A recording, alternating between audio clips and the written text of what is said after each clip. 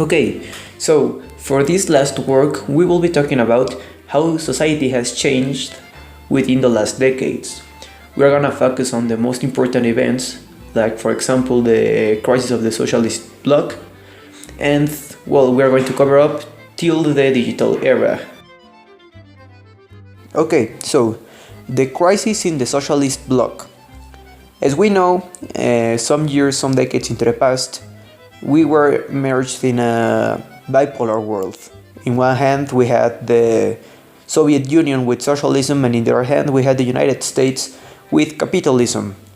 There was this huge war, and really long war, called the Cold War. And well, towards the 80s, the end of the 80s, the Soviet Union starts getting into a crisis due to bad leaderships.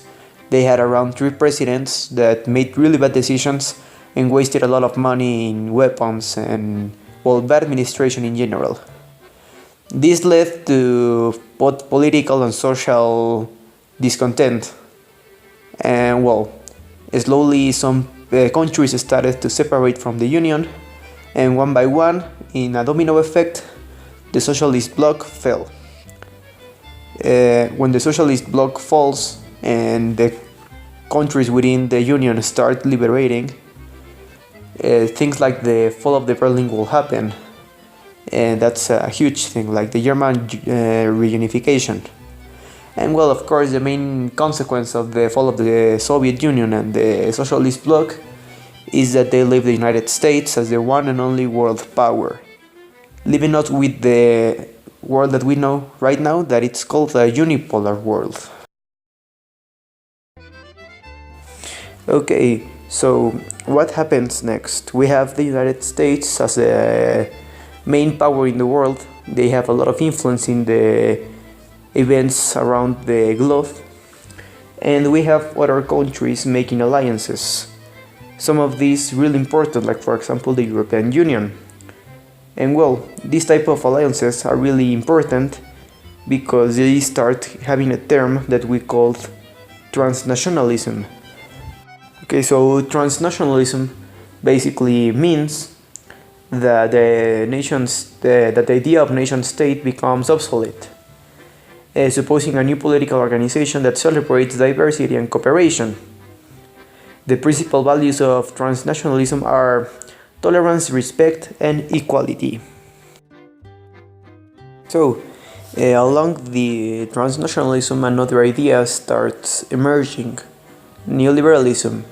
This is an ideology that emphasizes the value of free market competition. Its belief is sustained in economic growth as means to achieve human progress. Okay, and to wrap up the definition of the unipolar world, we can analyze the Persian Gulf War, a conflict between Iraq and Kuwait that it's, well, solved pretty much because of the intervention of the United States and proving the influence they can have. So, as we have seen, the 20th century has the means to consolidate the economic regional blocs. We have the creation of 2 really important institutions, the World Bank and the International Monetary Fund. These institutions have been major players in the management of international capital administration and financial loans for government projects all around the world. So, as countries become more interdependent, a really important concept is shown: globalization. Globalization is the word used to describe the growing interdependence of the world's economies, cultures, and populations, brought about by a cross-border trade in goods and services, technology, and flows of investment, people, and information. Another important phenomenon worth mentioning is the demographic explosion that we experience in the 20th and the 21st centuries. The incredible growth is principally due to diverse factors, such as medical advances, the reduction of infant death, and economic growth. Another really important phenomenon is terrorism. It's something that has marked history so far. One of the most important events that we can relate to this phenomenon is the attack on the Twin Towers in September 11 of 2001. And well, we can simply define terrorism as the unlawful use of violence and intimidation, especially against civilians in the pursuit of political aims. However, not everything is bad. We have a digital revolution and the creation of several means of communication.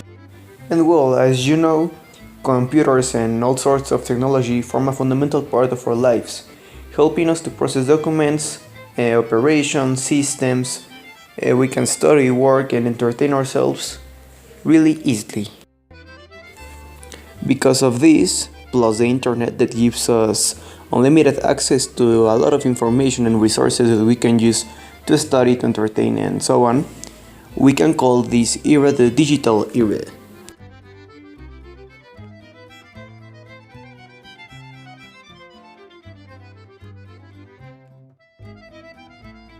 In my opinion, globalization emerged because of the need of the world to be connected internally, because of the incredible demographic growth and the cultural exchange that was happening at the moment.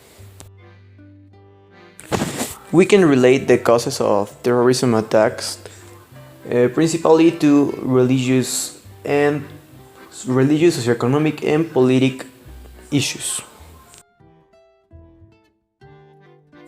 As I said almost at the beginning of the video, the Cold War is really important because there were two main powers fighting for the domain of the world. We had socialism and capitalism.